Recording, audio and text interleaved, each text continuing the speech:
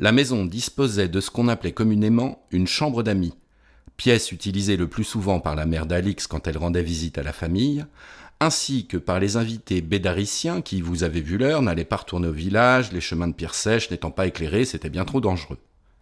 Cette chambre me fut affectée ce soir-là, car Fabrice décida qu'il était trop risqué que je reprisse la route.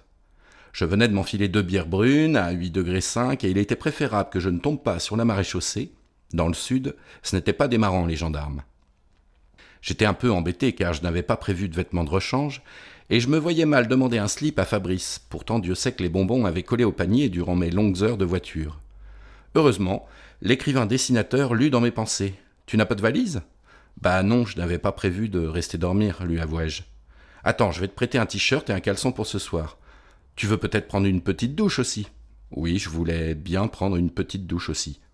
Ce fut lavé, peigné et vêtu d'un t-shirt jaune floqué du logo The Strokes que je gagnai la terrasse où était dressée une table pour 2 couverts. « Tes filles ne dînent pas avec nous ?» Non, elles s'étaient bricolé un plateau repas pour regarder un film dans le salon, et c'était très bien comme cela car ça nous donnerait l'occasion de parler de nos scénarios. D'ailleurs, on allait ouvrir une bouteille de rosé pour accompagner la discussion et les pâtes à la carbonara que Fabrice avait préparées tandis que je me douchais.